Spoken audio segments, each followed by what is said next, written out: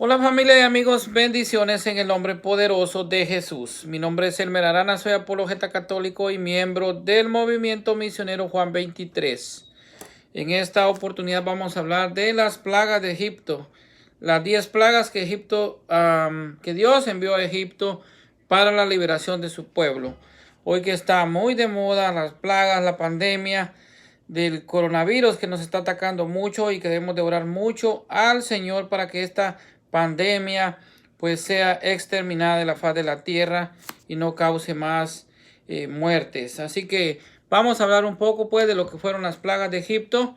10 calamidades infligidas a los egipcios para vencer la obstinación del faraón y obligar a dejar libre al pueblo de Dios, o sea, a los israelitas. Salieron de Egipto, como vemos en Éxodo capítulo 7, versículo 8 y también capítulo 12, versículo 30.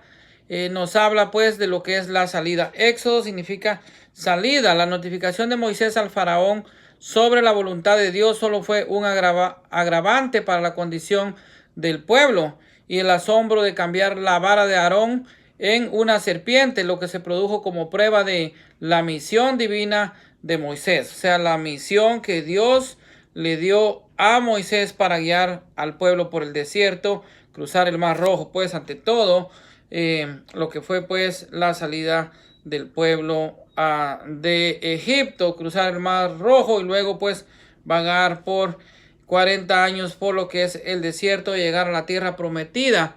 Así que esa fue la voluntad de Dios de pues y la misión que se le dio a Moisés. Entonces no causó impresión, pues fue imitada por los magos egipcios, como nos dice Éxodo capítulo 5, versículo 7 y también el capítulo 8 del Éxodo, versículo 13. Antes que el faraón cediera, se requirió una serie de aflicciones, las cuales culminaron con la destrucción de todos los primogénitos de Egipto.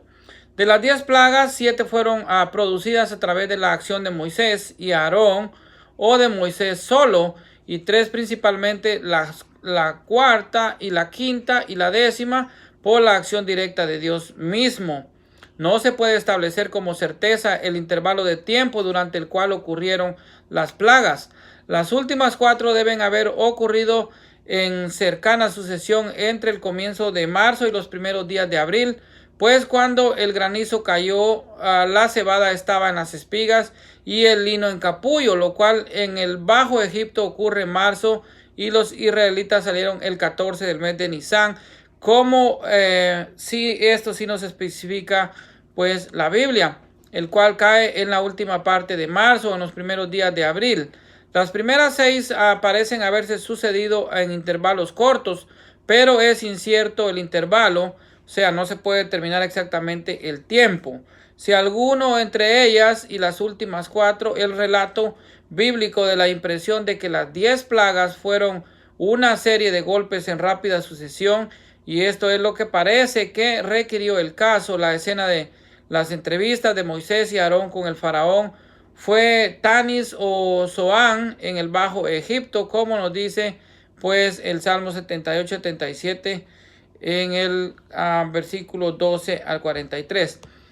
En la primera plaga, el agua del río y de todos los canales y las piscinas de Egipto se tornó en sangre y se corrompió, de modo que no era potable, incluso los peces se morían, como nos dice Éxodo capítulo 7, versículos del 14 al 25. Los comentadores están divididos en cuanto a si el agua realmente se convirtió en sangre o si solo se produjo un fenómeno similar a la decoloración roja del Nilo durante su inundación anual, la cual da al agua la apariencia de sangre. Esta última opinión se acepta generalmente, sin embargo se debe notar que la decoloración roja no es usual en el Bajo Egipto, y cuando se decolora el agua es potable, aunque es durante la primera etapa de la subida verde. Además, el cambio no se realizó durante la inundación, como nos dice Éxodo capítulo 7 y versículo 15. La segunda plaga vino 7 días después. Aarón extendió su mano sobre las aguas y apareció un sinnúmero de ranas que cubrieron la tierra y penetraron a la tierra para el gran descontento de los habitantes. Faraón ahora prometió dejar ir a los israelitas a sacrificar al desierto si se removían las ranas, pero rompió su promesa al cumplirse su petición. La tercera plaga consistió de enjambres de mosquitos que atormentaban al hombre y a las bestias. Los magos que de algún modo habían imitado los dos primeros portentos no pudieron imitar este y se vieron forzados a exclamar: este es el dedo de Dios. La cuarta plaga fue la plaga de tábanos. Ahora el faraón permitió a los israelitas marcharse en una jornada de 3 días al desierto, pero cuando por la oración de Moisés los tábanos se alejaron, él falló en cumplir su promesa de nuevo. La quinta plaga fue una epidemia en el ganado que mató a todas las bestias de Egipto, mientras que no hacían daño a las de los israelitas.